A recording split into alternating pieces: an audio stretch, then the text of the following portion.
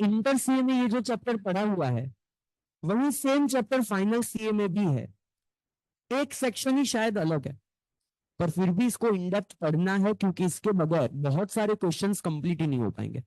कई लोग हैं ना ऐसे छोटे छोटे चैप्टर्स को इंटर वाले चैप्टर समझ के ऐसे इग्नोर कर देते हैं और पता चलता है कि वही चीज हमारे लिए प्रॉब्लम बनती है। जैसे बहुत सारे लोगों ने फर्स्ट चैप्टर बेसिक कंसेप्ट को भी तो इग्नोर किया रहेगा जब पढ़ेंगे तब, पर फिर पता चला कि हर एक चैप्टर में ये तो बीच में आ रहा है, हमारे कोई आंसर सॉल्व ही नहीं हो रहा है। क्यों? क्योंकि आपने पहले चैप्टर को इग्नोर किया। जिस चीज को इग्नोर करोगे ना वो कंपलसरी बन के आ जाएगा, याद रखना। ये श्राप नहीं है, हकीकत है। स्टार्ट करते हैं क्लबिंग से। Clubbing is also important chapter, भले इजी है, इंडिविजुअल इंटर लेवल का है पर इंपॉर्टेंट। एक ऐसा चैप्टर जो कंपनी वगैरह को कम, इंडिविजुअल को ज्यादा इंपॉर्टेंट है। पर सर इंडिविजुअल का असेसमेंट तो हमारे सिलेबस में है ही नहीं, नहीं है। ऐसा उल्टा है, इंटर के सिलेबस में सिर्फ इंडिविजुअल एचयूएफ है, फाइनल में तो सब कुछ है, इंडिविजुअल भी है। और पहला कंपलसरी क्वेश्चन कई बार फाइनल लेवल में भी इंडिविजुअल का आया हुआ है, ना कि कंपनी का। अच्छा, दूसरा नॉन रेजिडेंट टैक्सेशन तो है ही, अब उसमें भी वो लोग क्लबिंग के पॉइंट ऐड कर देते हैं। वो जो अदर चैप्टर्स होते हैं ना, set of carry forward, clubbing, उन सबको मर्ज करके क्वेश्चन डाल देते हैं जो सब स्टूडेंट ने कहीं ना कहीं इग्नोर किए होते हैं। तो ऐसे एक एक बॉम्ब आ जाता है सीधा उन सबको मिक्स करके कि फोड़ो पेपर में। ऐसा भी जो क्लबिंग है, ये क्लबिंग सेक्शन है इसका 60 से लेकर 65, सेक्शन 60 से लेकर 65।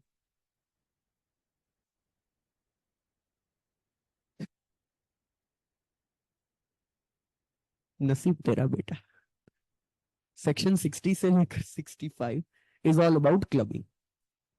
अच्छा, मुझे हेड का बाइफरकेशन जरा बता देता है। सबसे पहले सैलरी चैप्टर कौन से हेड, कौन से सेक्शन से कौन से सेक्शन तक जाता है? 15 से लेकर 17। हाउस प्रॉपर्टी 22 से लेकर 27। सवाल आता है 18 से 21 कहाँ गया?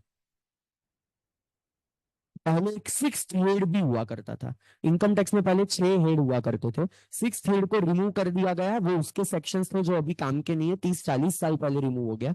फिर पीजीबीपी के कौन से सेक्शंस? 28 से लेकर 44 डीबी, कैपिटल गेन के 45 से 55 एच, आईएफओएस के 56 से 59। सून आफ्टर दैट अप्लाई आ जाता है क्लबिंग। अब ये जो क्लबिंग का चैप्टर है, ये कोई हेड स्पेसिफिक है कि सारे हेड को अप्लाई होता है? सारे हेड को अप्लाई होता है। What is the main meaning of this? इसका टेक्निकल नाम क्लबिंग है ही नहीं, कोई भी जगह पे क्लबिंग वर्ड यूज ही नहीं किया। ये तो आईसीएआई है, प्रोफेशनल इंस्टीट्यूशंस है जिन्होंने क्लबिंग वर्ड अडॉप्ट किया। इस चैप्टर का टेक्निकल नाम क्या? Income of any other person included in assesses total income. क्या बोल रहा हूं? Income of any other person included in assesses total income. सवाल आता है, ऐसा क्यों? दूसरों की इनकम पर मेरे हाथों में क्यों मर्ज हो जाएगी? जहां जहां पे लोगों ने टैक्स प्लानिंग करने का ट्राई किया, मेरी इनकम पे ज्यादा टैक्स लगता है, तो चलो ना घर के किसी दूसरे मेंबर के नाम पे वो इनकम शिफ्ट कर देते हैं। पैसा घर में ही रहेगा पर इनकम किसी और के नाम की हो जाएगी, उसको रिबेट के वजह से या स्लैब के वजह से टैक्स नहीं भरना पड़ेगा, यानी कि कम टैक्स ओवरऑल भरना पड़ेगा। और ऐसा केसेस, अलग अलग केसेस को पकड़ पकड़ के गवर्नमेंट ने क्या बोल दिया, तो भले दूसरों को वो इनकम मिल रही है पर इनको टैक्सेबल नहीं होगी, वो आपको ही क्या हो जाएगी, मर्ज हो जाएगी, क्लब हो जाएगी। इस चैप्टर में हम लोग ये नहीं सीखने जा रहे कि ये टैक्सेबल है कि एग्जाम, वो तो हेड्स के हिसाब से ही डिसाइड होता है। हमेशा ध्यान रखिएगा, क्लबिंग चैप्टर का इंटेंशन टैक्सेबल है कि एग्जाम उसके लिए नहीं है। क्लबिंग का इंटेंशन क्या है? किसको वो चीज टैक्सेबल है, तो what this thing is taxable. ये क्लबिंग पूरा चैप्टर इसका ही जवाब देता है। The income is taxable. Taxable कितनी, वो जो नॉर्मल हेड बताता है उस तरीके से। किसको टैक्सेबल होगा, वो कौन सा चैप्टर बताता है? क्लबिंग। इसके सेक्शन बहुत ही अच्छे बनाए गए हैं, पर हर एक सेक्शन ने खुद के लूपहोल्स रखे हुए हैं। स्टार्ट करते हैं सबसे पहले सेक्शन से, सेक्शन नंबर 60। एक एग्जाम्पल, मैंने किसी कंपनी के शेयर्स खरीदे, शेयर्स का रजिस्टर्ड ओनर मैं हूं, पर मैंने कंपनी को एक नोटिस दे दिया कि आज के बाद इस शेयर्स का जो डिविडेंड आएगा वो मेरे अकाउंट में ट्रांसफर नहीं करने का, लेट से मेरे बेटे के अकाउंट में ट्रांसफर करने का। जो डिविडेंड आ रहा है मेरे अकाउंट में ट्रांसफर नहीं करने का, लेट से मेरी सिस्टर के अकाउंट में ट्रांसफर करने का। चलो बताओ, असेट किसकी है? मेरी। तो इसमें से होने वाली इनकम भी किसकी हुई? मेरी हुई। पर मैंने तो ये किसी और के खाते में ट्रांसफर करवा दी, और इसीलिए आ गया section 60। Transfer of income without transfer of asset. क्या बोल रहा हूं? Transfer of income without transfer of asset. अगर असेट खुद के पास रख के सिर्फ इनकम दूसरों की बना दोगे, ये नहीं चलेगा।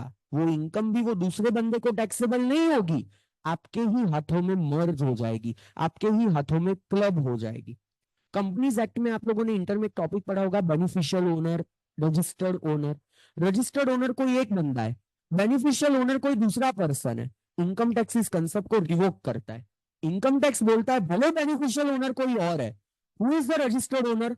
मिस्टर ए, तो उसको भी इनकम उसी को टैक्सेबल होगी, बेनिफिशियल ओनर को नहीं होगी।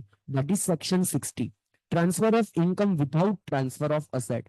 एक लाइन का सेक्शन है, ये बायर एक्ट की ही लैंग्वेज है, ये कोई लैंग्वेज मॉडिफाइड मैंने नहीं की, बायर एक्ट की ही लैंग्वेज है, एक ही लाइन, बायर एक्ट में भी एक ही लाइन है। Transfer of income without transfer of asset, this kind of income will be included in the income of transferor only. Transferor बोले तो जिस पर्सन ने इनकम ट्रांसफर की वो, वेदर और नॉट ट्रांसफर इज रिवोकेबल और irrevocable. What is mean revocable और irrevocable? Revocable का मतलब क्या होता है? आज ट्रांसफर किया, फ्यूचर में कभी भी इस ट्रांसफर को कैंसिल करके वो चीज वापस मांग सकते हो। इरिवोकेबल यानी जिंदगी भर के लिए ट्रांसफर हो गया, अब तुम्हारा उस पर कोई राइट रहा नहीं, you can not revoke this, it is irrevocable. ये ट्रांसफर रिवोकेबल है या इरिवोकेबल फर्क पड़ता नहीं है, हमेशा ये इनकम किसको क्लब होती जाएगी? खुद को। सिर्फ एक एग्जांपल लिख देना आगे, FD in name of mister A, interest given to Mr. B,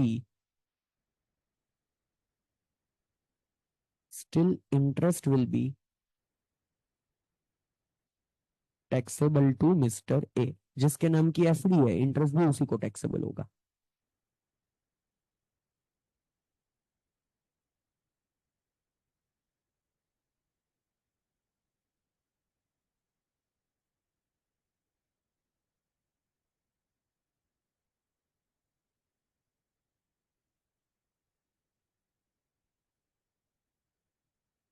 अच्छा, तो सेक्शन 60 ने क्या बोला? Transfer of income without transfer of asset, यानी असेट ट्रांसफर करना मैंडेटरी है, ऐसा सेक्शन 60 ने बोला। अगर नहीं करोगे तो इनकम आपको क्लब हो जाएगी। तो लेट्स से कि मैं क्या करता है, for example there is a person mister A जिसके पास 10 करोड़ रुपए के डिबेंचर है, उसमें से 10% का इंटरेस्ट आ रहा है, यानी हर साल इसको बेसिकली 1 करोड़ रुपीज इंटरेस्ट की इनकम मिल रही है, जो उसको टैक्सेबल नहीं करनी है। इंटरेस्ट की रिकॉर्ड डेट है 30 सितंबर। अब मैं सिर्फ इंटरेस्ट दूसरे किसी के नाम कर दूंगा तो प्रॉब्लम क्या होगी? वो इंटरेस्ट मुझे को क्लब हो जाएगा एज पर सेक्शन 60। मैं क्या करता हूँ, 30 सितंबर के थोड़े दिन पहले, लेट्स से 25 सितंबर को, ये जो बॉन्ड है ना वो मिस्टर बी को ट्रांसफर कर देता हूँ, ऐसे कॉस्ट टू कॉस्ट बेसिस पे ट्रांसफर करेगा ताकि कैपिटल गेन अट्रैक्ट ना हो। अब रिकॉर्ड डेट पे किसके नाम का डिबेंचर हो गया? Mister B. इंटरेस्ट भी किसको मिलेगा? मिस्टर बी को मिलेगा। सेक्शन 60 अप्लाई नहीं हो सकता। क्यों अप्लाई नहीं हो सकता? Transfer of income with transfer of asset है। सेक्शन 60 कब आता है? Transfer of income without transfer of asset. तो मैंने असेट भी मिस्टर बी के नाम कर दी, अब इनकम भी मिस्टर बी के नाम हो रही है। अरे पर 10 करोड़ के डिबेंचर किसी और के नाम कैसे रख सकता है? और इसीलिए जब ये ट्रांसफर किया ना, उसमें क्लॉज डाला था, जब भी मिस्टर ए चाहेगा ये डिबेंचर का ट्रांसफर कैंसिल करके वो डिबेंचर वापस अपने नाम कर पाएगा। रिवोकेबल ट्रांसफर, इस ट्रांसफर को क्या बोलते हैं? Revocable transfer. एग्जैक्ट मीनिंग क्या रिवोकेबल का? कोई चीज कैंसिल होना नहीं, कोई चीज कैंसिल होना ट्रांसफरर की मर्जी से। क्या बोल रहा हूं? कोई भी चीज कैंसिल होना ट्रांसफरर की मर्जी से, विथ प्री अग्रीमेंट, जहां पे पहले से ये राइट दिया गया था कि तुम चाहो तब ये ट्रांसफर कैंसिल करके चीज वापस मांग सकते हो, वरना तो ये मिस्टर बी कभी भी मुझे डिबेंचर वापस नहीं देगा। पहले से क्लॉज डालना पड़े कि मैं चाहूं तब ये डिबेंचर वापस ले सकता हूं। तो अब मैंने क्या किया, जैसे ही मिस्टर बी को इंटरेस्ट मिल गया, थोड़े ही दिनों के बाद 5 अक्टूबर को मैंने अपना वो राइट यूटिलाइज किया और मिस्टर बी के पास से डिबेंचर वापस किसके नाम पे हो गए? मिस्टर ए के नाम पे। Again cost to cost transfer हो गया ताकि कैपिटल गेन अट्रैक्ट ना हो। पहले भी डिबेंचर किसके पास था? Mister A. बाद में भी किसके पास आ गया? Mister A. सिर्फ थोड़े टेम्पररी पीरियड के लिए किसी और के नाम पे गया, क्यों? क्योंकि मुझे वो इंटरेस्ट इनकम खुद को टैक्सेबल ना करके दूसरों के नाम पे टैक्सेबल करनी थी, ताकि कम टैक्स भरना पड़े। अब इस केस में लॉ क्या बोलता है, ये सेक्शन 60 तो अप्लाई नहीं हुआ, क्योंकि transfer of income with transfer of asset है। तो अप्लाई कर दिया सेक्शन 61। क्या अप्लाई कर दिया, section 61, revocable transfer of the asset. ये कैसा ट्रांसफर हुआ, रिवोकेबल। अगर कोई भी असेट रिवोकेबल ही ट्रांसफर करोगे तो वो पर्टिकुलर टाइम की इनकम भी किसको क्लब हो जाएगी, ट्रांसफरर को। कहने से ये ट्रांसफर कैसा ट्रांसफर है, रिवोकेबल। तो इन बिटवीन जो इंटरेस्ट इनकम मिस्टर बी को मिली वो भी किसको टैक्सेबल होगी, मिस्टर ए को टैक्सेबल होगी। Section 61, income arising from revocable transfer, bracket में लिखा है सेम लाइक बॉन्ड वॉशिंग। मैंने ये जो एग्जांपल दिया ना, it is a transaction called bond washing transaction. ऐसे नॉन रेजिडेंट टैक्सेशन में आएगा, थोड़े दिनों पहले बॉन्ड किसी और के नाम पे कर देने के, इंटरेस्ट मिलने के बाद वापस बॉन्ड आपके नाम पे ले लेने का, इसको बोलते हैं बॉन्ड वॉशिंग ट्रांजैक्शन। ये टाइप ऑफ रिवोकेबल ट्रांसफर ही हुआ। तो सेक्शन 61 ने बोला if transfer is revocable it contains the provision for retransfer of the property to transferor. Section 63 ने डिफाइन किया व्हाट इज रिवोकेबल। ओ सर हटा पड़े, सेक्शन 63 ने क्या बोला, it contains the provision of retransfer of the property to transferor. अब ये चीज बहुत इंपॉर्टेंट बोल दी, अपनी पैरों पे कुल्हाड़ी मार दी। प्रायर अग्रीमेंट होना चाहिए ये प्रूव करने के लिए कि ये ट्रांसफर रिवोकेबल है। जब ट्रांसफर किया था उसके डॉक्यूमेंट में ये क्लॉज लिखा होना चाहिए कि ट्रांसफरर के पास राइट है to reacquire the property. अगर ये क्लॉज मिसिंग हो गया तो ये ट्रांसफर रिवोकेबल माना जाएगा नहीं, क्लबिंग अप्लाई होगा नहीं। इसीलिए जिंदगी में कभी भी सेल डीड बनती है ना, हमेशा एक क्लॉज लिखा जाता है, transferor is having no rights and obligation on this property now onward. ये लाइन क्या प्रूव करती है कि ये ट्रांसफर कैसा हो गया, इररिवोकेबल हो गया। अब फ्यूचर में सामने से मिस्टर भी मुझे बेचना है तो मैं क्या करूं, ये रिवोकेबल नहीं हुआ, ये रिवोकेबल नहीं माना जाएगा, मेरे पास अधिकार नहीं था, उसको ये प्रॉपर्टी में मजा नहीं आया तो वो वापस बेचने आया, उसको दूसरा कोई परचेजर मिला नहीं तो मैंने खरीद लिया। तो ये रिवोकेबल नहीं हुआ क्योंकि पहले से मेरे पास कोई अधिकार नहीं था। पहले से अगर आपके पास राइट रखोगे कि भाई सामने वाले पे भरोसा नहीं है, पहले से आपको ये राइट लिखना पड़े, इन दैट केस आपने क्या कर दिया, क्लबिंग अट्रैक्ट कर दिया। When income arising to transferee shall be clubbed in the income of transferer। ये और नहीं है, ये मिक्स है ट्रांसफरर। अच्छा पर इसका एक एक्सेप्शन है, section 62, if the transfer is irrevocable then no clubbing obviously। इसमें अलग क्या लिखने का, रिवोकेबल है तो क्लबिंग होगा, इररिवोकेबल ट्रांसफर है तो क्लबिंग नहीं होगा। रियल लाइफ में तो सब कुछ इररिवोकेबल होता है। अच्छा how section 60 and 61 is different, इसमें भी तो रिवोकेबल है, इसमें भी रिवोकेबल है। अरे बहुत अलग है, section 60 is just transfer of income without transfer of asset, और सेक्शन 61 में तो क्या कर रहे हो, असेट भी ट्रांसफर कर रहे हो रिवोकेबली। वहां पे जो रिवोकेबल इनरिवोकेबल था वो इनकम के लिए था, असेट के लिए नहीं था। यहाँ पे जो रिवोकेबल वर्ड यूज किया गया है वो किसके लिए किया गया है, असेट के लिए किया गया है। मुझे एक चीज बताओ, ये सेक्शन 60 और 61 जो है ये किसके लिए, रिलेटिव को ट्रांसफर करो तो, फ्रेंड को ट्रांसफर करो तो, ये क्लबिंग कब अप्लाई होगा, किसको प्रॉपर्टी ट्रांसफर करो तो, किसी को भी। ये दो सेक्शन किसी को भी ट्रांसफर करने पर अप्लाई होता है, transfer to anyone, transfer to anyone. बस यही दो ऐसे सेक्शन है क्लबिंग के जो किसी को भी ट्रांसफर करने पर अप्लाई हो जाते हैं। क्योंकि जो मेन क्लबिंग चैप्टर है वो तो सिर्फ 4 लोगों के लिए बना, spouse, sons wife, minor child, HUF। जो हम मेन सेक्शन देखने जा रहे हैं वो किसके लिए बना, 4 लोगों के लिए। कौन से 4 लोग, spouse, sons wife, minor, HUF। इसके अलावा किसी को ट्रांसफर करने पे क्लबिंग नहीं लगता, जबकि ये दो सेक्शन किसी को भी ट्रांसफर करने पे क्लबिंग अप्लाई होता है। देखो 4 सेक्शन अब तक पढ़े।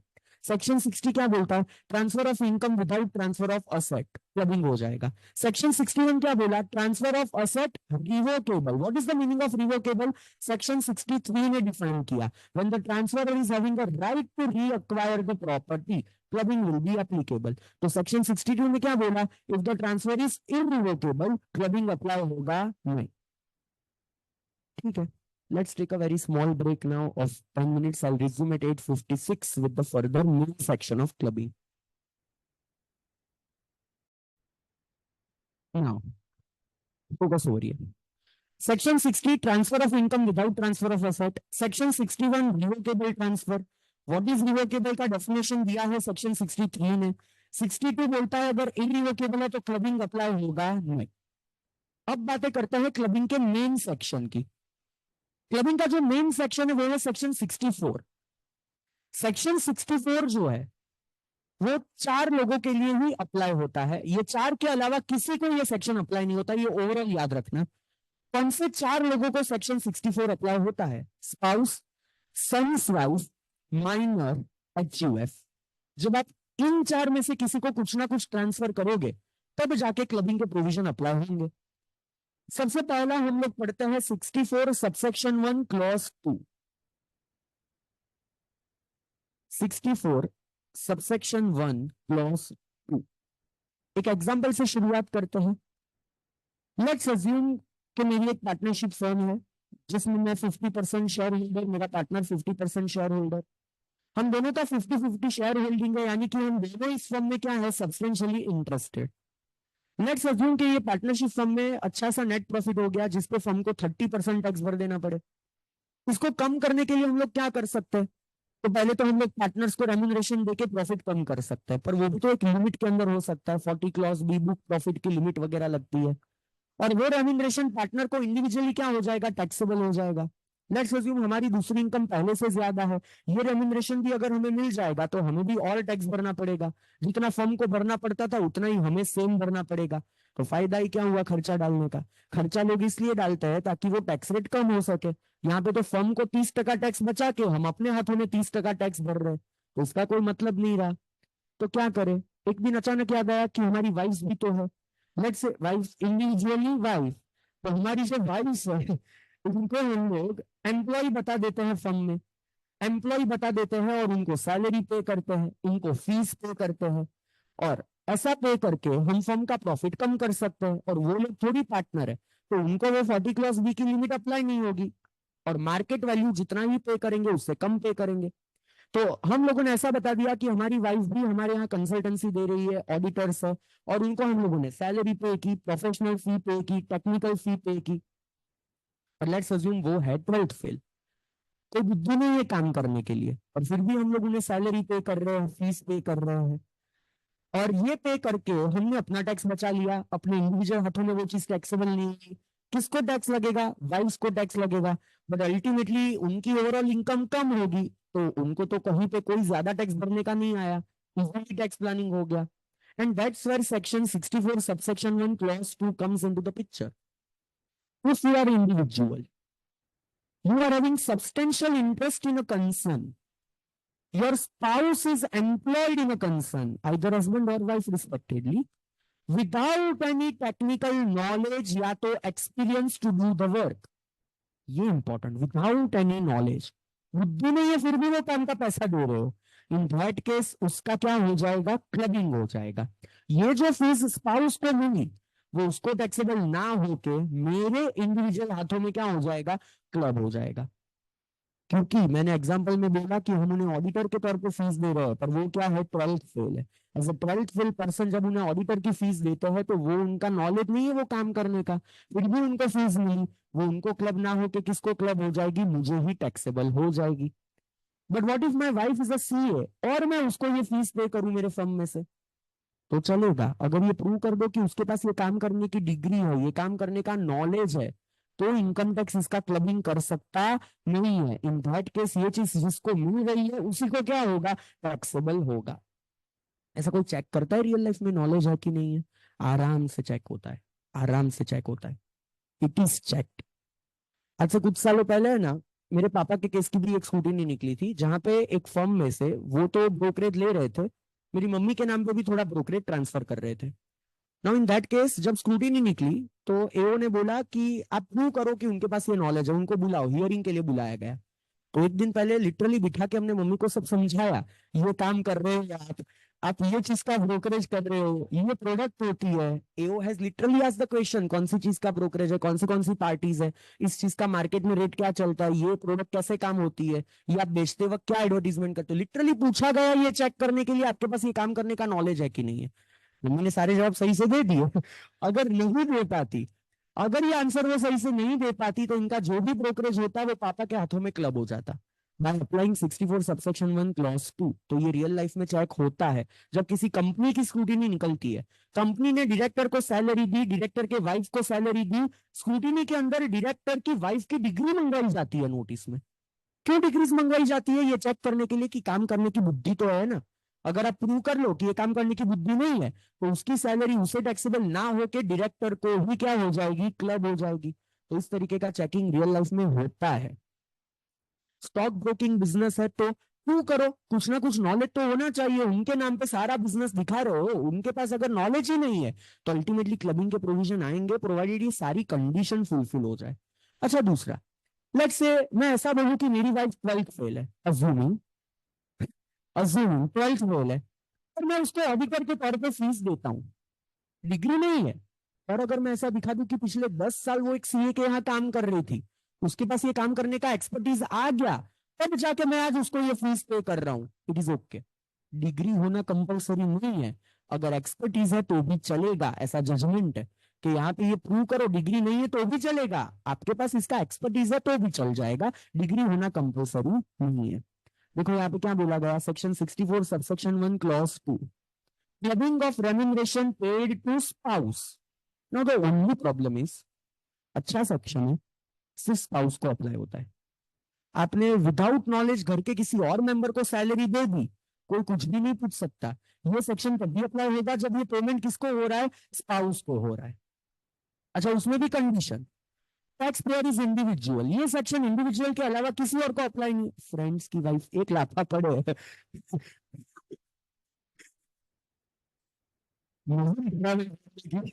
बच के रहना इससे। नाम संकित, संकित के फ्रेंड्स बच के रहना, you are not safe. Okay,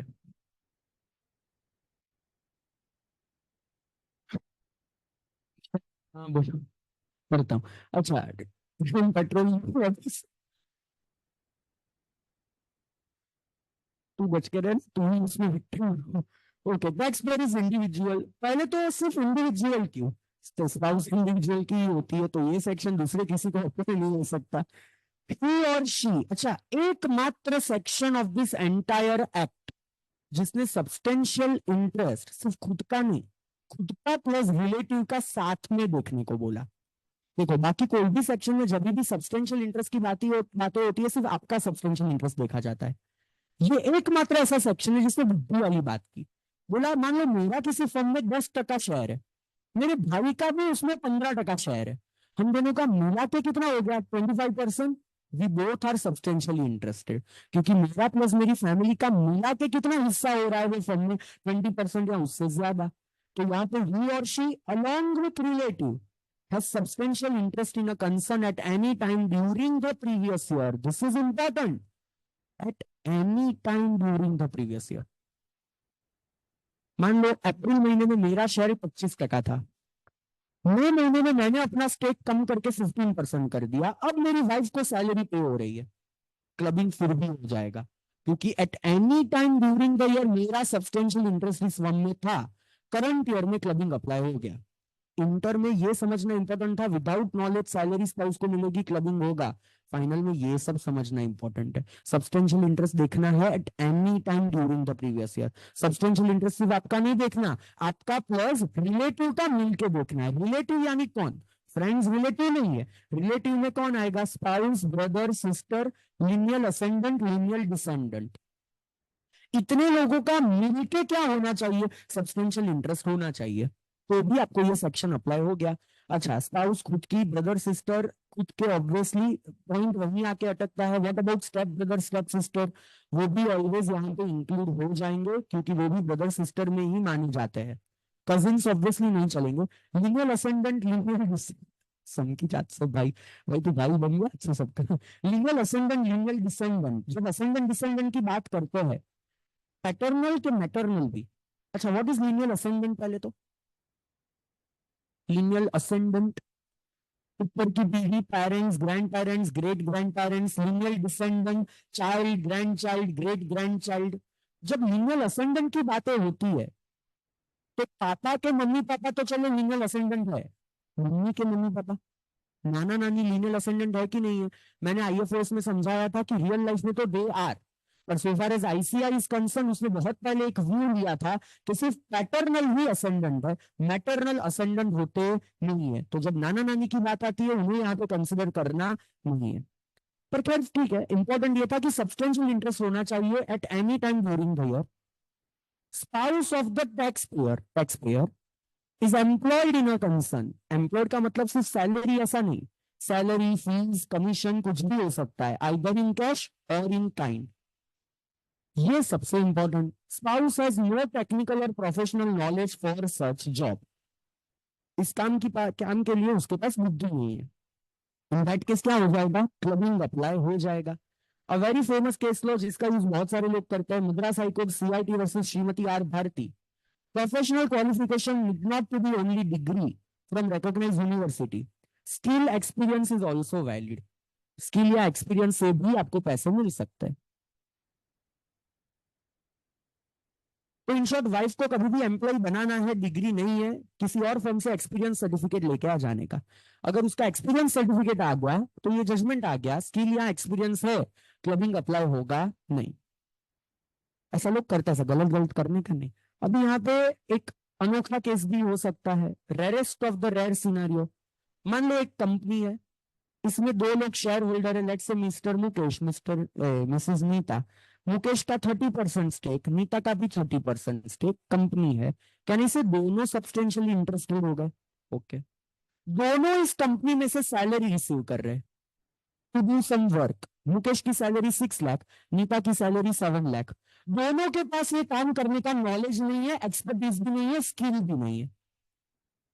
clubbing किसका किसको अप्लाई होगा? Think from the view point of Mukesh. Mukesh is an individual substantially interested in a company. Spouse Nita is getting salary without knowledge, तो उसकी सैलरी क्या हो जाएगी? मुकेश में क्लब हो जाएगी। Think from the viewpoint of Nita. Nita is also substantially interested, assuming दोनों husband wife है इस एग्जांपल में। Nita is also substantially interested। उसका स्पाउस यानी वाइफ थोड़ी, हस्बैंड भी तो आ गया। नीता का हस्बैंड भी तो सैलरी रिसीव कर रहा है विदाउट एनी नॉलेज, उसका भी तो क्लबिंग हो जाएगा। ये तो एक दूसरे के सामने हो तो हो गया। मुकेश बोलता है नीता के तेरी सैलरी मुझे क्लब, नीता बोलती है नहीं मुकेश तेरी सैलरी मुझे क्लब। फाइनली क्लबिंग करने का किस इसको बोलते हैं? To way clubbing. क्या बोलते हैं इसको? To way clubbing. जब दोनों को एक दूसरे की सैलरी का क्लबिंग हो रहा है, टू वे क्लबिंग। ये सेम ऑर्गेनाइजेशन से हो ऐसा भी जरूरी नहीं है, ऐसा दो अलग अलग ऑर्गेनाइजेशन से भी हो सकता था। पर अगर ये टू वे क्लबिंग आता है तो एक्ट ने एक सॉल्यूशन दिया, नीचा ही वेड़ा। एक्ट बोलता है ये देखो कि मुकेश, इस सैलरी के अलावा तेरी टोटल इनकम कितनी? नीता, ये सैलरी के अलावा तेरी टोटल इनकम कितनी? मुकेश बोलता है मेरी टोटल इनकम 13 लाख, नीता बोलती है मेरी टोटल इनकम 12 लाख। इसके अलावा किसकी इनकम ज्यादा? मुकेश की। दोनों की सैलरी मुकेश को टैक्सेबल। दोनों की सैलरी किसको टैक्सेबल? मुकेश को। तो जब पूरे क्लबिंग आता है तो फाइनल क्लबिंग किसमें होता है? जिसकी टोटल इनकम ज्यादा। अच्छा, मान लो नेक्स्ट ईयर मुकेश की अदर इनकम 15 लाख, नीता की अदर इनकम 17 लाख। अब किसकी इनकम ज्यादा हो गई? नीता। अब दोनों का क्लबिंग किसमें होगा? मुकेश। एक बार जिसके अंदर क्लबिंग हो रहा है, हर एक सालों में उसी में क्लबिंग कंटिन्यू करने का, हर बार विच एवर इज हायर नहीं देखने का, ये सिर्फ पहले साल में देखने का। अनलेस ए डायरेक्ट अदरवाइज। अगर फ्यूचर में इनकम टैक्स ऑफिसर को लगा कि पहले साल में जानबूझ के तुमने नीता की इनकम कम दिखाई थी ताकि सारा क्लबिंग मुकेश में हो जाए और हर साल मुकेश में क्लबिंग हो जाए, तो अगर इनकम टैक्स ऑफिसर चाहे तो फ्यूचर में ये पर्सन शिफ्ट भी कर सकता है, बदल भी सकता है। पर जब तक वो ऐसा कुछ ना करे तब तक दोनों की सैलरी किसको क्लब हो जाएगी? मुकेश को। अच्छा, मेरा एक और डाउट सर, क्या डाउट आया? थर्ड लास्ट बेंच बेटा, कोई डाउट? पक्का? Third last bench, fourth last bench, sorry, Tanish के आगे। डाउट पक्का? आपका कोई पर्सनल वाइफ वाला डाउट है? पूछ सकते हो। नहीं, ये आया ना संकित, वाइफ पर्सनल नहीं होती, प्लीज। अभी अभी सुनो, व्हाट इफ ये दोनों की इनकम सेम है, या दोनों की दूसरी कोई इनकम ही नहीं है, देन व्हाट? एक्चुअली बोला अगर टू वे क्लबिंग होता है, पहले तो ये विचएवर इज हायर वाला रूल तब देखने का जब टू वे क्लबिंग हो रहा है, दोनों का क्लबिंग एक दूसरे को हो रहा है। अगर ऐसा नहीं है तो एक ही जन को क्लबिंग होने वाला है, वो केस तो क्लियर है, वही नॉर्मल केस है। अगर टू वे क्लबिंग है तो किसको क्लबिंग होता है? जिसकी इनकम ज्यादा। व्हाट इफ दोनों की इनकम सेम, या दोनों की दूसरी कोई इनकम ही नहीं, rarest of the rare again, but ऐसा हुआ तो? एक्ट ने जवाब ही नहीं दिया। In that case no clubbing, जिसकी इनकम उसको खुद को टैक्सेबल। एक्ट ने जवाब नहीं दिया तो मैं क्लबिंग ही क्यों अप्लाई करूं? अब मुकेश का 6 लाख उसको टैक्सेबल, नीता का 7 लाख उसको टैक्सेबल, क्लबिंग भी अप्लाई मत करो क्योंकि एक्ट ने जवाब ही देना भूल गया। पर ऐसा हो नहीं सकता रियल लाइफ में, कुछ सेविंग इंटरेस्ट 1 रुपया तो इधर उधर होगा ना, तो ऐसा नॉर्मल केस में तो पॉसिबल नहीं है। अच्छा, मेरा एक तीसरा डाउट, और ये सबसे इंपॉर्टेंट, ये वन वे क्लबिंग में भी आ सकता है, टू वे में भी। मान लो मुकेश जो है वो खुद कहीं कंपनी में कोई सैलराइड पर्सन है और उसको सैलरी मिल रही है 10 लाख, वो किसी पार्टनरशिप फंड में पार्टनर भी है 25% से, और उसकी वाइफ को नॉलेज के बिना 5 लाख रुपए की सैलरी मिल रही है। बोलो, सबसे पहले तो क्या नहीं से मुकेश सब्सटेंशियली इंटरेस्टेड है?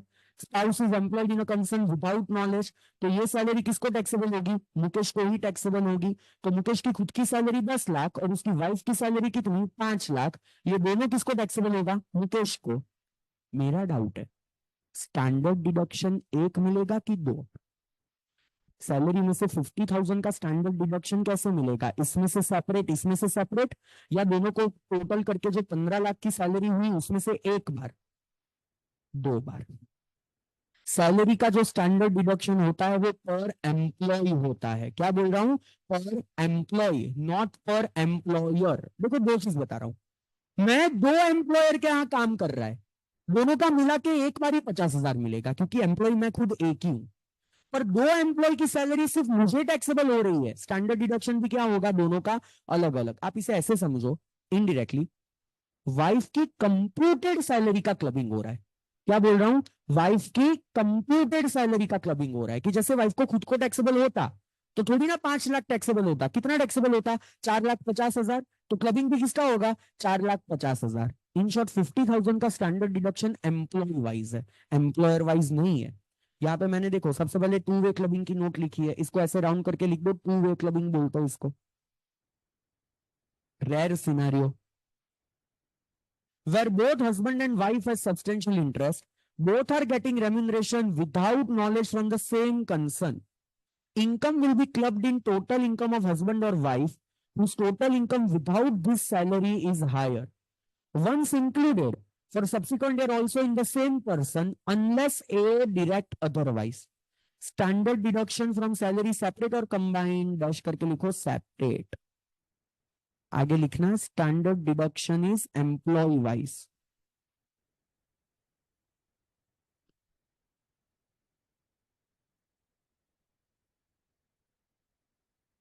नहीं, वो मार्केट वैल्यू बाद में देखा जाता है, पहले नॉलेज एक्सपीरियंस देखा जाएगा। अच्छा, फर्म को तो डिडक्शन मिलने ही वाला है, चाहे वाइफ को वो सैलरी टैक्सेबल हो कि उसके हस्बैंड को, चाहे हस्बैंड को टैक्सेबल हो कि उसकी वाइफ को। जो सैलरी दे रहा है उसको क्या फर्क पड़ रहा है? उसको तो डिडक्शन मिलेगा। ये हम किसके बारे में सोच रहे हैं? जो सैलरी रिसीव कर रहा है, कि भी टैक्सेबल किसको होगा? जो पे कर रहा है उसको तो डिडक्शन मिलेगा ही, obviously up to market value. CBP का सेक्शन 40 है, सबसेक्शन 2 भी तो आ जाएगा। रिलेटिव को जो पेमेंट करो वो मार्केट वैल्यू के ऊपर हो गया तो क्या हो जाएगा? डिस अलाउ, वो चीज तो आएगी। लिखो एक एग्जाम्पल, उसके बाद ये जो है उस पे जाते हैं। लिखो एक एग्जाम्पल।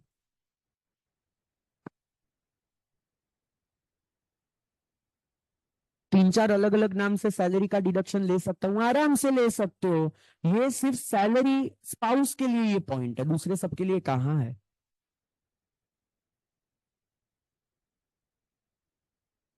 एक एग्जाम्पल लिखवा के तो क्या लिंक आप फिर।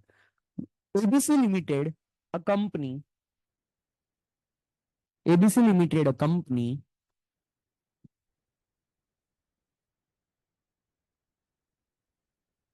Paid salary, paid salary of rupees 20 lakhs to the wife of director to the wife of director mister B, to the wife of director mister B, director का नाम मिस्टर बी है, to the wife of director mister B. However, the market value of this payment, the market value of this payment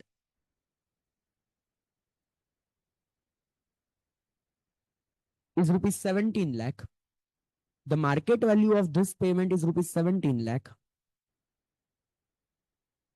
Mrs. B, जो employ है, Mrs. B has no knowledge to do the work. Mrs. B has no knowledge to do the work, neither experience. Mrs. B has no knowledge to do the work, neither experience.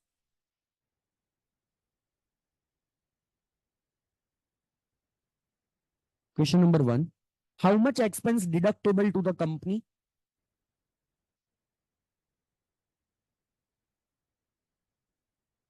Question number 2. To whom the salary will be taxable? How much? Question number 1. How much deduction available to company? Question number 2. To whom the salary will be taxable? How much?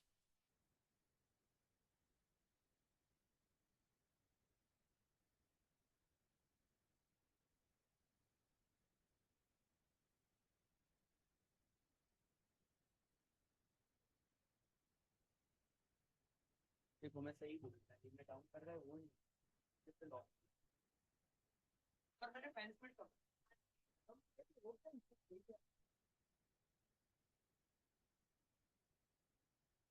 हो गया ना सही. पीछे वाले तो बंद ही कर देता हूँ बस. बताओ सबसे पहले तो कंपनी को डिडक्शन कितना मिलेगा, मिलेगा भी कि नहीं मिलेगा? कंपनी को तो मिलेगा, उसको क्या फर्क पड़ता है किसको ये सैलरी देनी थी, उसने तो सैलरी पे कर दी, पर कितना डिडक्शन मिलेगा? 17 लाख, क्योंकि उसको अप्लाई होगा 40 सबसेक्शन 2, रिलेटिव ऑफ डायरेक्टर को पे किया which is a specified person.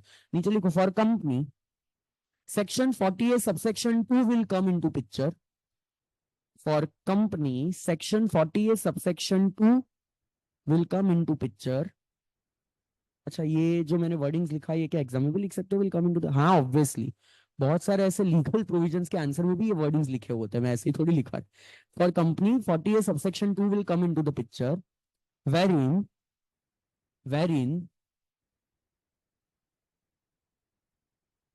3 lakh rupees, wherein 3 lakh rupees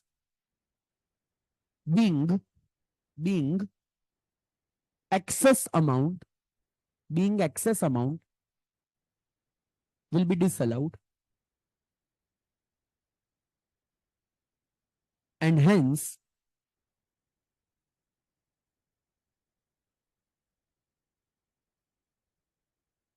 $17 lakh will be allowed as a deduction, and hence 17 lakh will be allowed as a deduction. अच्छा पर main point है किसको taxable होगा, ये जो सैलरी है वो किसको टैक्सेबल होगा, मिस्टर बी के मिसेस बी?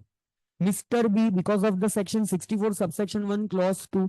अच्छा यहाँ पे मैंने सब्सटेंशियल इंटरेस्ट के बारे में कुछ बोला नहीं है कि भाई डायरेक्टर का सब्सटेंशियल इंटरेस्ट है कि नहीं, पर लिखो आंसर में as per section 64 subsection 1 clause 2, as per section 64 subsection 1 clause 2 comma, assuming Mr. B is having substantial interest in a company, assuming Mr. B is having substantial interest in a company, assuming Mr. B is having substantial interest in a company, salary will be clubbed to Mr. B, salary will be clubbed to Mr. B. कितना? 20 लाख के 17 लाख, 20 के 17 कितना clubbing होगा? 19,50,000, यानी clubbing 20 lakh का होगा. अरे तो 3 लाख का डबल टैक्सेशन हो गया ना. पीजीबीपी में कंपनी को भी डिसअलाउ हो गया और रिसीवर को भी टैक्सेबल. हाँ intentional double taxation, market value से ज्यादा क्यों पे किया, दोनों साइड पनिश करेंगे और इससे रेसिपिएंट को 20 लाख ही टैक्सेबल होगा. For mister B 20 lakh minus 50,000, 16 clause 1A का स्टैंडर्ड डिडक्शन 19,50,000, 19,50,000 का टैक्सेबिलिटी होगा.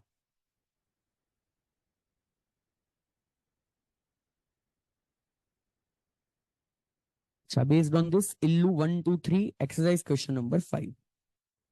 अच्छा, ये क्लबिंग चैप्टर करके अलग ही है, उसमें से ही देखना है obviously.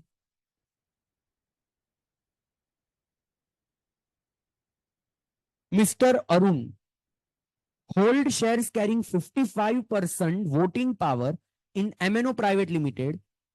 Mrs. Anamika, wife of Mr. Arun, is working as a computer software programmer in MNO Private Limited for a salary 35,000 per month. सबसे पहले तो अरुण का सब्सटेंशियल इंटरेस्ट आ गया इस कंपनी में। उसकी वाइफ जो है उसको क्या मिल रही है, सैलरी मिल रही है। She is however not qualified for the job, बुद्धि नहीं है उसके पास, या तो एक्सपीरियंस नहीं है ये काम करने के लिए। Other income of Arun and Anamika is 7,30,000 and 4,20,000। क्या नहीं, हम देखेंगे किसकी इनकम ज्यादा है, यस और नो? नहीं, वो टू वे क्लबिंग में देखा जाता है, नॉर्मल केस में वो थोड़ी देखने का। नॉर्मल केस में बताओ किसकी इनकम किसको क्लब हो जाएगी, अनामिका की इनकम अरुण को। पर ये जब क्लबिंग होता है तब क्या सारी इनकम का क्लबिंग होता है कि वो सिर्फ सैलरी का? सिर्फ सैलरी का, बाकी सारी इनकम तो अनामिका की ही रहेगी। बताओ कितना क्लबिंग सैलरी का अरुण को हो जाएगा? How much will be taxed? 3,70,000, 35,000 into 12 कितना हुआ वो? 4,20,000 माइनस 50,000 का स्टैंडर्ड डिडक्शन 3,70,000। ये किसको टैक्सेबल हो जाएगा? अरुण को। अरुण की खुद की इनकम भी दी है 7,30,000, तो टोटल अरुण को कितना टैक्सेबल होगा? 11 लाख। और अनामिका को जो उसकी खुद की इनकम है 4,20,000 वो टैक्सेबल होगा। But what if she is qualified for the job? तो क्लबिंग होगा नहीं। इन दैट केस अरुण की खुद की इनकम 7,30,000 और अनामिका की इनकम 4,20,000 प्लस उसको जो सैलरी मिल रही है वो total 7,90,000। In that case clubbing apply होगा नहीं। अच्छा, ये सॉल्व करो। Mister Binu hold the share carrying 33% voting in Yama private limited, so basically substantial interested है। Mrs. Babita is working as an accountant in Yama Private Limited, getting the income under the head salary computed 3,60,000 without any qualification in accountancy। तो एक चीज तो clear हो गई, salary का clubbing हो जाएगा। किस में? बीनू में क्लबिंग होगा। Binu also receive 32,000 as interest on security. तो बीनू की टोटल इनकम कितनी हो जाएगी? 360 plus 32,000, that will be 3,92,000 per। Babita owns a house property which she has let out. Rent received from tenant is 6,500 per month। वो income किसको taxable होगी? बबीता को खुद को ही टैक्सेबल होगी। 6,500 into 12 minus 30% standard deduction. Rental income में से 30% standard deduction 54,600। Are you understanding this people? Okay, question number कौन सा है? 5 है। 5। Naresh is a fashion designer having lucrative business. His wife is a model. ठीक है। Naresh pays monthly salary 10,000. The assessing officer, while admitting that salary is an admissible deduction, in computing the total income of Naresh, had applied the provision of 64 subsection 1 and clubbed the salary income of his wife in the Naresh hand। यानी Naresh as proprietor है, wife को 10,000 की salary दी, यानी PGBP में वो खर्चा minus किया, पर बोलता है ये सैलरी वाइफ को नहीं तुझे ही क्लब हो जाएगी। तो पीजीबीपी में से खर्चा माइनस करके वापस क्या कर दिया? सैलरी में क्लब कर दिया, क्लबिंग के प्रोविजन अप्लाई करके। Discuss the correctness of AO. Wife को सैलरी पे की यानी हमेशा क्लबिंग कर ही देने का? नहीं, कहने से वो खुद मॉडल है, उसको जो सैलरी मिली वो उसके नॉलेज या तो एक्सपीरियंस के हिसाब से मिली, क्वालिफिकेशन है ये काम करने का, और इसीलिए क्लबिंग अप्लाई होगा नहीं। ये सैलरी किसको क्लब होगी? क्लब ही नहीं होगी, ये उसकी वाइफ को खुद को ही टैक्सेबल होगी। सो यहाँ पे डिग्री होना कंपलसरी नहीं है। यहाँ पे संकेत यहाँ पे डिग्री होना कंपलसरी नहीं है, यहाँ पे वो चीज उसकी वाइफ को खुद को ही टैक्सेबल होगी। Are you understanding this? Okay, experience, yes. If both husband and wife are ineligible and remuneration from, अरे रुको रुको, पर क्वेश्चन की भावना पे जाओ आप लोग। From different concern to way clubbing method allowed? Yes, to way clubbing allowed अगर दोनों ऐसे जिगजैग मैनर में हो रहा है तो यस।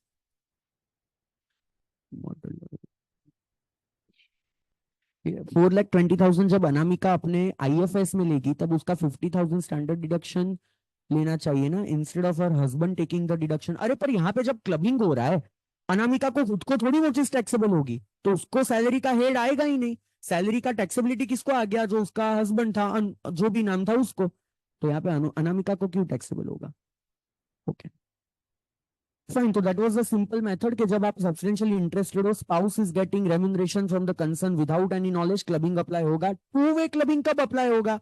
दोनों का सब्सटेंशियल इंटरेस्ट है, दोनों को सैलरी मिल रही है विदाउट एनी नॉलेज, तो जाके टू वे क्लबिंग आएगा। उस केस में किसको फाइनली टैक्सेबल होगा? जिसकी भी इनकम ज्यादा है उसको। Before I move to the next topic, एक इंटर का टॉपिक याद करवाना चाहता हूं, क्योंकि काम का है इस पूरे चैप्टर में, दो not in your syllabus. Section 27, deemed owner. What is the meaning of deemed owner? मान लो कि आप उस प्रॉपर्टी के ओनर हो, और ऐसा मान के करेंगे क्या, उस प्रॉपर्टी की जो भी इनकम है वो किसको टैक्सेबल होगी? जो डीम्ड ओनर है उसको। हाउस प्रॉपर्टी का ये सेक्शन है, ये सेक्शन क्या बोलता है? If the tax payer is individual, he transfer house property without adequate consideration, without adequate consideration to spouse or to minor child, either directly or indirectly।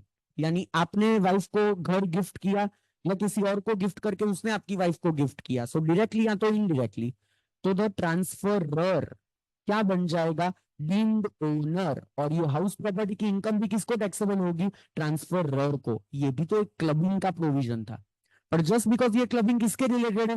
House property, उसको common जगह पे नहीं रखा, हाउस प्रॉपर्टी के head में रखा।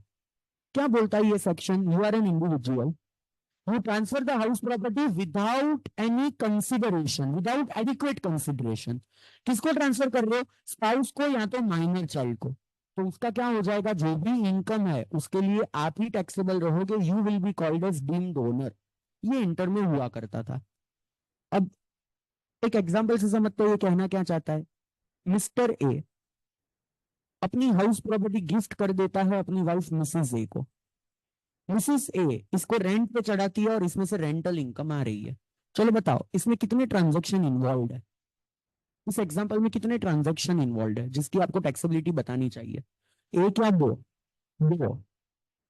पहला transaction है हाउस प्रॉपर्टी को गिफ्ट करना, immovable property received without consideration, gift income. कौन सा सेक्शन? 56 subsection 2 class 10। पर अप्लाई होगा नहीं, क्योंकि गिफ्ट किसके पास से मिल रही है? रिलेटिव के पास से। ये लिखना पड़े कि रिलेटिव से गिफ्ट मिली और इसीलिए टैक्सेबल होगा नहीं।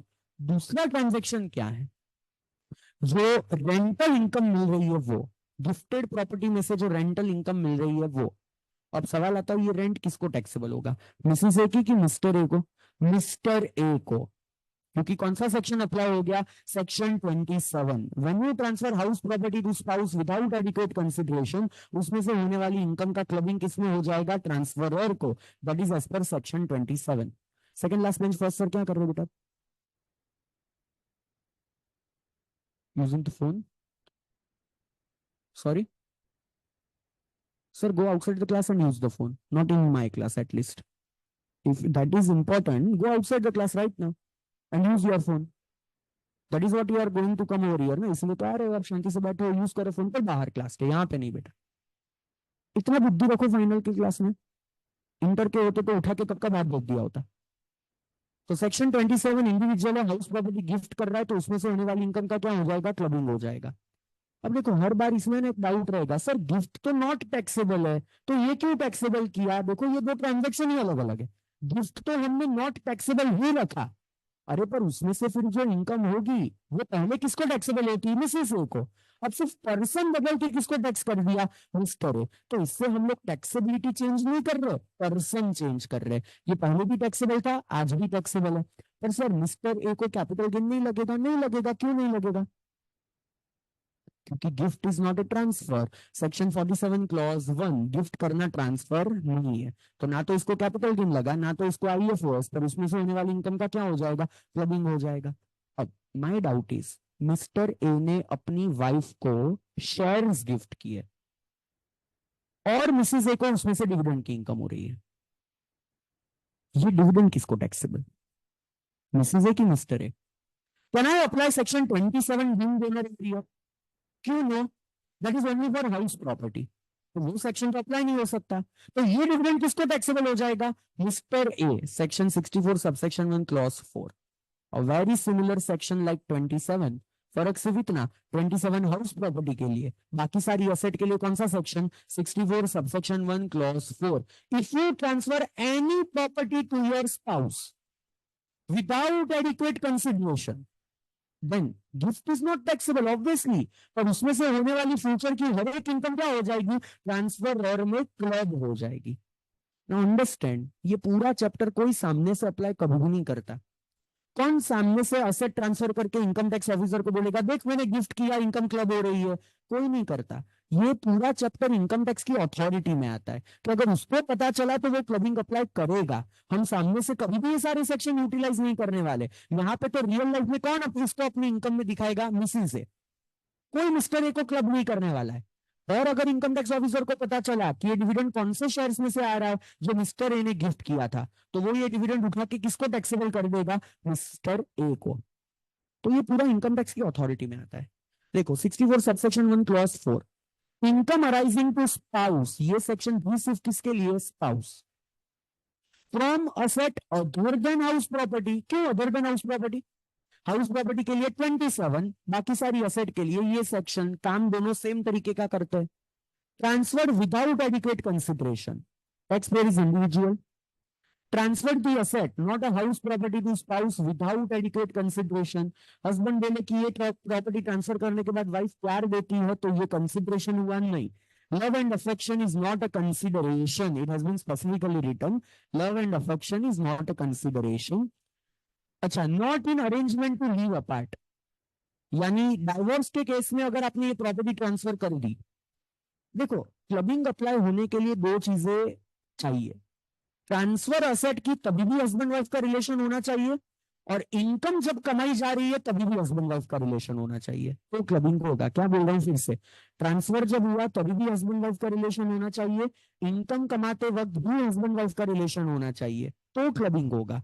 मान लो मिस्टर ए ने जब शेयर्स दिए तब हस्बैंड वाइफ थे, शेयर्स मिलने के बाद डाइवोर्स हो गए, अब जब डिविडेंड मिसेज ए को मिल रहा है, आप बोल रहे हो तेरे स्पाउस में क्लब होगा, अरे इसका कोई स्पाउस ही नहीं बचा। नहीं बचा, पर लीगली नहीं बचा ना, डाइवोर्स हो गया, क्लबिंग अप्लाई होगा नहीं। उस केस में डिविडेंड किसको टैक्सेबल होगा? Mrs A. तो ये भी इंपॉर्टेंट पार्ट है, not in agreement to live apart, divorce के केस में ये चीज नहीं होनी चाहिए। ट्रांसफर कैसे होना चाहिए? डायरेक्टली या तो इनडायरेक्टली। देखो पूरा सेम है, इवन सेक्शन 27 में भी ऐसी लाइंस है कि love and affection is not a consideration, not in arrangement to live apart. तो ये दोनों जगह पे सेम चीज ही काम कर रही है। पर हाउस प्रॉपर्टी के लिए 27, बाकी सबके लिए कौन सा section? 64 subsection 1 clause 4। But my doubt is, what if mister A ने मिसिस ए को शेयर्स दिए, मिसिस ए को उसमें से डिविडेंड आया, टैक्सेबल हो गया मिस्टर ए को। मिस्टर ए ने मिसिस ए को शेयर्स गिफ्ट किए, मिसिस ए ने शेयर्स बेचा और उसमें से कैपिटल गेन हुआ, ये किसको टैक्सेबल? मिसिस ए की मिस्टर ए? Mister A. अरे ये भी तो इनकम हुई फ्रॉम दैट असेट, उस असेट में से होने वाली हर एक इनकम, चाहे रूटीन इनकम या टर्मिनल इनकम, चाहे डिविडेंड इनकम या कैपिटल गेन इनकम, वो हर एक इनकम किसको क्लब होती जाएगी? मिस्टर ए को, क्योंकि ये इनकम हुई किसमें से? शेयर्स में से। तो शेयर्स में से होने वाली हर एक इनकम मिस्टर ए को क्लब होगी। अच्छा मान लो मिस्टर ए ने मिसिस ए को शेयर्स नहीं दिए, 10 लाख कैश गिफ्ट की, gift income not taxable. Mrs A ने 10 लाख में से शेयर्स परचेज किए और अब उसको डिविडेंड की इनकम हो रही है, अब किसको टैक्सेबल? मिसिस ए की मिस्टर ए? मिसिस ए की मिस्टर ए? Mister A. बात तो वही हो रही है ना, असेट देने के बजाय पैसे दिए, पैसों में से असेट खरीदी गई, उसमें से इनकम हो रही है, इसका भी क्या हो जाएगा? क्लबिंग। हर किसी के घर में ऐसा कुछ ना कुछ तो छोटा मोटा होता रहता है। फॉर एग्जाम्पल, लेट से पापा ने मम्मी को 1 लाख रुपया ऐसे दे दिया संभालने के लिए, मम्मी ने इसमें से एफडी कर दी, एफडी में से इंटरेस्ट की इनकम हो रही है, एज पर दिस सेक्शन वो इंटरेस्ट किसको क्लब होना चाहिए? पापा को। पर रियल लाइफ में कोई भी ऐसा नहीं करता, वो जिसकी इंटरेस्ट उसी को टैक्सेबल करता है, क्योंकि मैंने क्या बोला, ये पूरा चैप्टर कोई रियल लाइफ में खुद से अप्लाई करता ही नहीं है। पकड़े जाए तो इनकम टैक्स ऑफिसर अप्लाई करके इंटरेस्ट उठा के किसको टैक्सेबल कर देंगे? मिस्टर ए को टैक्सेबल कर देंगे। अच्छा, what if this shares are sold after divorce? अरे तो डाइवोर्स के बाद बेचे तो किसको टैक्सेबल होगा? मिसेस से। एक बार डाइवोर्स हो गया तो क्लबिंग भी खत्म हो गया। अब कोई क्लबिंग का लेना देना इससे नहीं है, because there is no husband wife.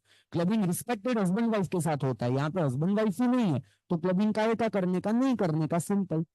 अच्छा, ये डाइवोर्स के वक्त जो पैसा मिलता है उसका क्या, टैक्सेबल की एग्जम्प्ट?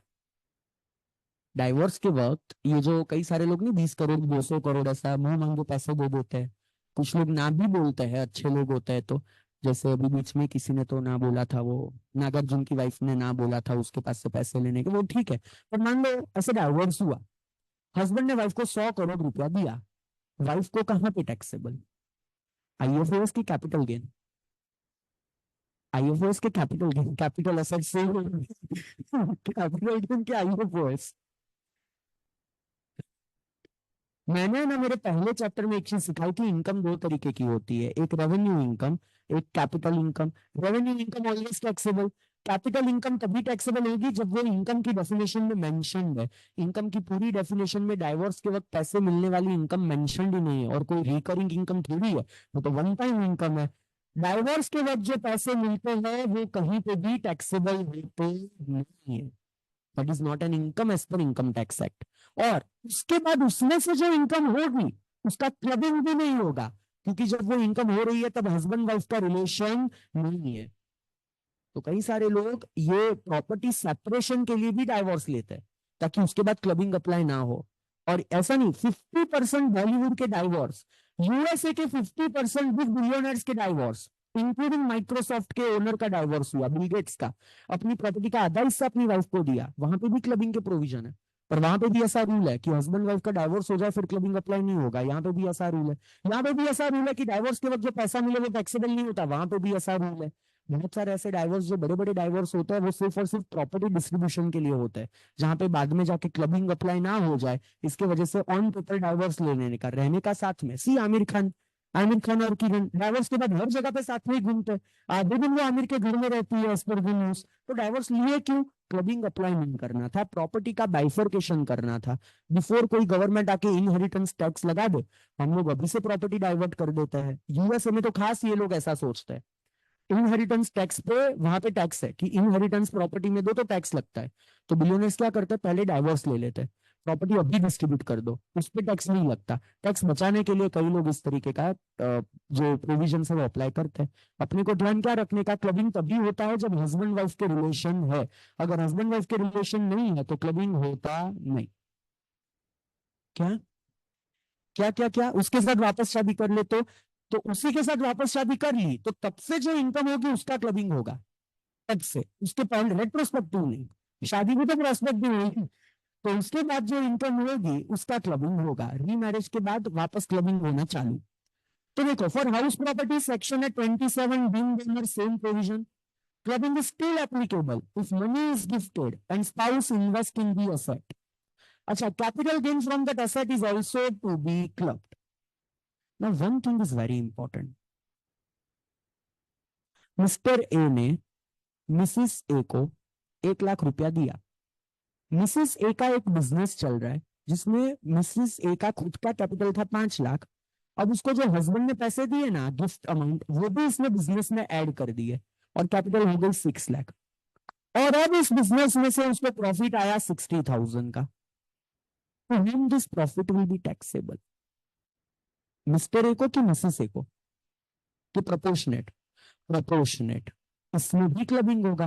कहने से ये 60,000 में भी तो ये 1 लाख के वजह से थोड़ा थोड़ा प्रॉफिट हुआ, तो 60, अच्छा प्रोपोर्शन कौन से रेशियो में करेंगे, कैपिटल के रेशियो में। तो 60,000 में से 1 लाख रुपया टोटल मिस्टर ए का था, टोटल कैपिटल 6 लाख, तो मिस्टर ए को कितना क्लब होगा, 10,000। बाकी का 50,000 किसको टैक्सेबल होगा, मिसिस ए को।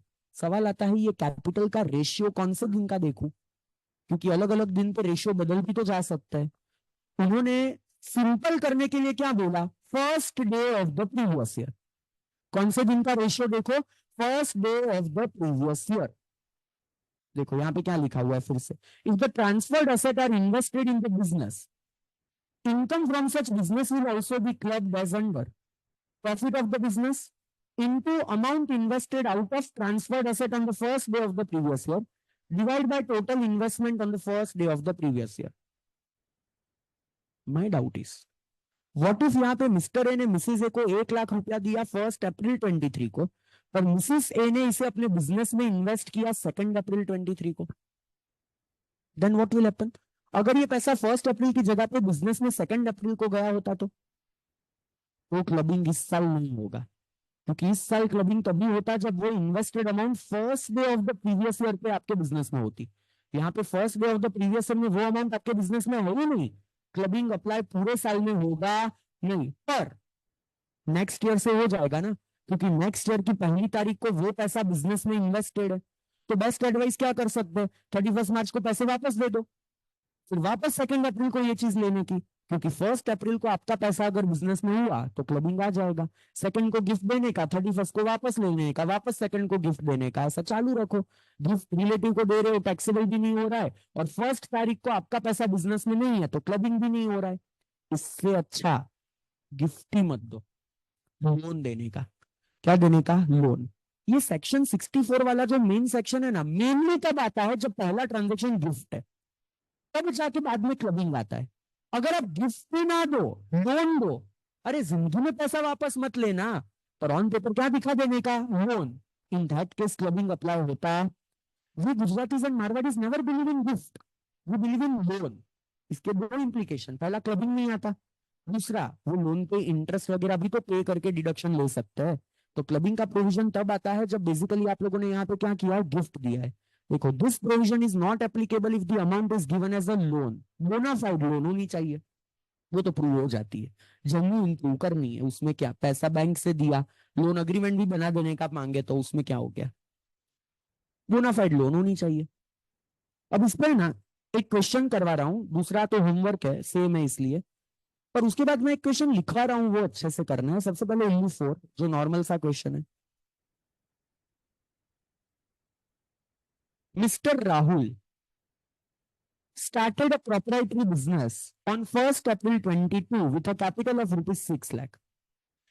अच्छा, बाय द वे यहाँ पे ना ये जो फॉर्मूला है उसमें गिफ्ट कब दिया ये इंपॉर्टेंट नहीं है, उसने वो पैसा बिजनेस में इन्वेस्ट कब किया वो इंपॉर्टेंट है। गिफ्ट भले 1 अप्रैल को दी, पर अगर उसने पैसा बिजनेस में कब लेके गई, 1 अप्रैल के बाद, तो वो 1 अप्रैल को पैसा बिजनेस में नहीं आया, क्लबिंग उस साल का अप्लाई होगा नहीं। अच्छा, राहुल जो है started a proprietary business on 1st April 22 with a capital of 6 lakh. He incurred a loss of 3 lakh during the year 22-23। चलो बताओ, 1 अप्रैल 23 को उसकी कितनी कैपिटल बिजनेस में है? फाइनल के स्टूडेंट होके भी 6 लाख का जवाब देते हो, शर्म आ रही है? थोड़ा अपने आप पे हंस लो। नवंबर 27, मई 26 नवंबर, जहां पे भी आपकी एग्जाम है, नवंबर 25, मई 25, क्या लिख के आओगे भगवान जाने। इस छोटा सा लॉजिकल डाउट पूछ रहा हूँ, उसमें भी आप आंसर नहीं दे सकते। आपका माइंड किस लेवल पे जाके बैठा है ना, वो याद रख। इंस्टा की रील्स देखते देखते इतने पागल हो चुके हो कि याद ही नहीं है कि आप कौन सा कोर्स कर रहे हो। 22-23 में 6 लाख की कैपिटल है, 3 लाख का लॉस हुआ। मैं पूछ रहा हूँ 1 अप्रैल 23 की कैपिटल कितनी? जवाब आ रहा है 6 लाख। क्या वाहियत जवाब दे रहे हो? कैपिटल कितनी होगी 1 अप्रैल 23 को? 3 लाख। लॉस कौन माइनस करेगा कैपिटल में से?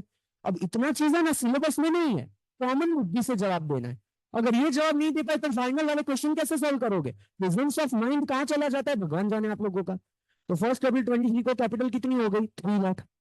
To overcome the financial position, his wife Radha, a software engineer, gave a gift of rupees 7 lakh on 1st April 23, which was immediately invested in the business by Mr. Rahul. दोनों पागल।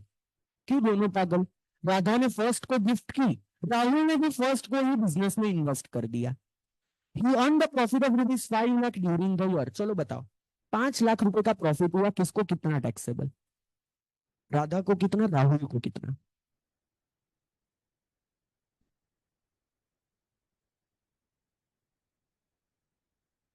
सबसे पहले तो total profit है 5 lakh, divide by total capital कितनी है 1 अप्रैल को business में? 10 लाख। 3 लाख खुद की कैपिटल, 7 लाख वाइफ की कैपिटल जो इन्वेस्ट कर दी, टोटल 10 लाख। अच्छा, खुद की कैपिटल कितनी? 3 लाख, तो उसको खुद को कितना प्रॉफिट टैक्सेबल होगा? 1,50,000। और वाइफ को कितना टैक्सेबल हो जाएगा? 3,50,000। अगर इसने 2 अप्रैल को पैसा इन्वेस्ट किया होता बिजनेस में तो क्लबिंग अप्लाई होता नहीं। What if the amount was given as a loan instead of gift? तो भी क्लबिंग अप्लाई होता नहीं। पूरा 7 लाख किसको टैक्सेबल हो जाता? राहुल को खुद को मेरा 5 लाख, राधा तो वो यहाँ पे कुछ भी क्लब होता नहीं। Note down one example.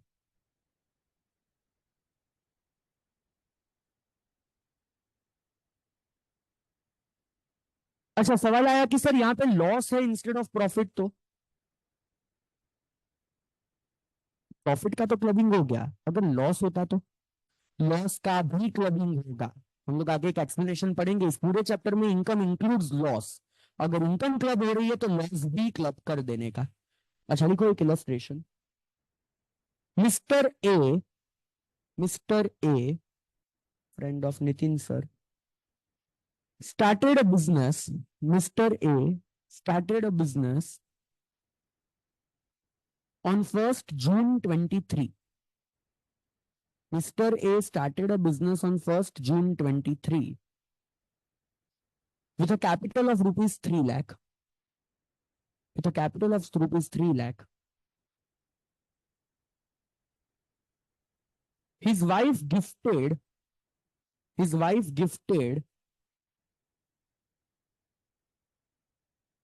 rupees 3 lakh on 1st June 23, which was immediately invested in the business. Which was immediately invested in the business.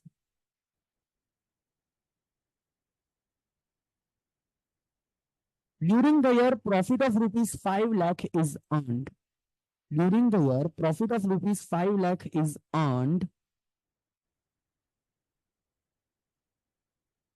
How much will be taxable to whom? How much will be taxable to whom? देखो 1 जून को business चालू किया, clubbing apply होगा कि नहीं होगा? यहाँ पे हम लोग first day of the previous year देखते हैं, first day of the previous year पे तो कैपिटल ही नहीं है, तो क्लबिंग अप्लाई होगा कि नहीं होगा? होगा। पहला chapter theory, section 3 previous year. For a new business, previous year start from the date on which business commences and not from 1 April. ये नया बिजनेस है, नए बिजनेस का प्रीवियस ईयर 1 अप्रैल से चालू नहीं होता, 1 जून से चालू होता है। यहाँ पे थोड़ी 1 अप्रैल बोला है 1st day of the previous year. अब वो नया बिजनेस है तो 1 जून हो गया, क्लबिंग तो अप्लीकेबल होगा। इस तरीके से वो लोग थियोरी प्रैक्टिकल में मर्ज कर सकते हैं। देखो answer, as per section 3, as per section 3, for a new business, as per section 3, for a new business, previous year start from the date, as per section 3, for a new business, previous year start from the date on which business commences. Start from the date on which business commences, that is 1st June. That is 1st June.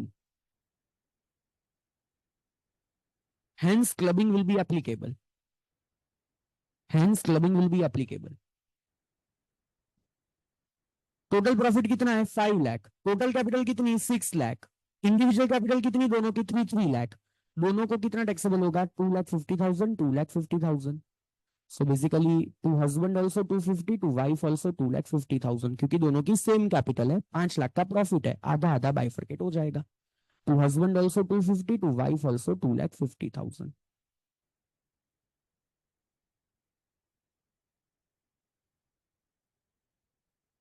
Are you understanding this people? So यहाँ पे ये थोड़ा ध्यान रखना है, 1st day of the previous year बोला है, 1 April नहीं बोला। 1st day of the previous year, जिस दिन से बिजनेस चालू करो उस दिन से चालू होता है। क्लबिंग के आगे के प्रोविजन हम लोग कल कंप्लीट करेंगे। छोटा सा चैप्टर है, कल आधे लेक्चर तक ये हो जाएगा मेनली। उसके बाद बहुत इंपॉर्टेंट 115 बीएससी एंड एएमटी वाला टॉपिक आएगा, और उसके पहले में 10 करके एक सेक्शन पढ़ाएगा, और पास्ट एग्जाम का एक बहुत बढ़िया क्वेश्चन है, वो भी सॉल्व करना है हमें। ठीक है, कल थोड़े नए चैप्टर आने वाले हैं इन शॉर्ट क्लबिंग के बाद। 115 BSc, alternate minimum tax, inter में था पर फाइनल में थोड़ा अलग ही है। मिलते हैं कल के लेक्चर में। Bye. Those have any doubts online, I am coming over there.